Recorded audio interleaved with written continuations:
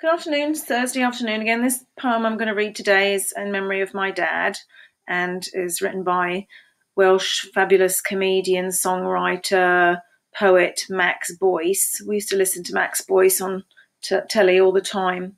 He writes lots of poems about Welsh miners, Wales, rugby, and then some other just funny stuff. And used to listen to him and watch him with my dad.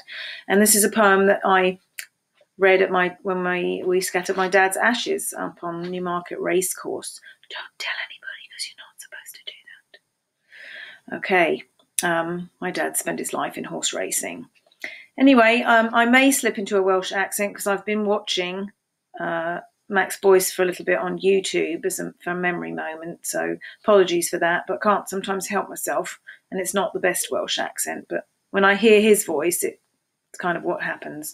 So the poem is called Miner's Fortnight, Ode to Barry Island. And this is what he says before the poem starts. When I was a lad, the last week in July and the first week in August were traditionally Miner's Fortnight. The collieries would close, horses were brought blinking to the surface, and whole villages would move some 20 or 30 miles down the road to Porthcawl or Barry Island. These, then, are some of my childhood recollections. And my dad used to talk about going to Barry Island. So he was there too one time. I remember Miner's Fortnight when I was just a lad. It was always Porthcawl or Barry Island and the weather always bad. In a brand new shirt and shoes that hurt, the ones Mam saved to buy, to go to Barry Island on the last week in July. We'd catch a bus down by the square, my bucket in my hand. Then all the fuss to get on the bus, and we always had to stand. Then I'd be sick and my shoes I'd kick, the ones Mam saved to buy, to go to Barry Island on the last week in July. So they'd put me by the driver for me to have some air, and my mother'd say, "He's never this way," and she'd come and comb my hair. Then I'd see the sea and I'd want to pee. If I couldn't, I would cry when I went to Barry Island on the last week in July.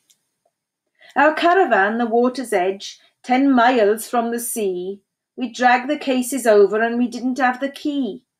Then we couldn't light the gas lamp. I've gone and marked my tie when we went to Barry Island on the last week in July. I'm on the beach. It's Sunday. I've met a friend called Russ. I'll have to buy another bucket. I've left mine on the bus.